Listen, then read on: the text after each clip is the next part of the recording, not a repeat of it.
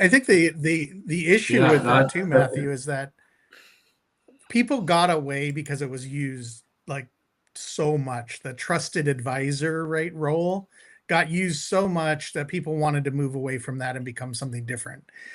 The reality is that's where they need to be. Like you need to be that trusted advisor, just like if you were sitting at that desk in their office as the IT person that they trust every day to take care of the issues. And I feel like managed services got away from that mindset of like, I'm your inside IT person. Yeah, I don't live in the building, but I am that guy, right? Or I'm that team for you. Mm-hmm. As you get back to that, you start to see that it's so similar. All of these things that we're talking about in cyber, proactive versus reactive.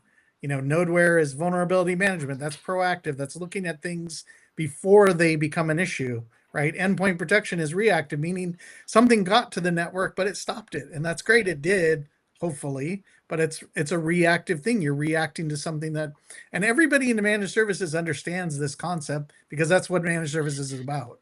You know, if that uh, you would look at all of these alerts and boy, you know, these computers, their storage is about to run out and I better do something about that storage or that computer is going to stop working and my client's going to be down. You know, that's the same as a vulnerability is there on the network. I better take care of that before something gets exploited, right? So this is part of the education that I'm getting at is like we just need to put it to two and two together for everybody and go, it's not as hard as everybody thinks. It's not as complicated as everyone's making it out to be.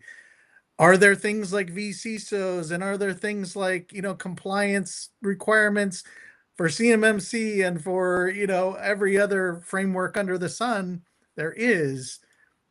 But how do you get help with that? And do you have to be the one that has all that knowledge? The reality is, no, you don't.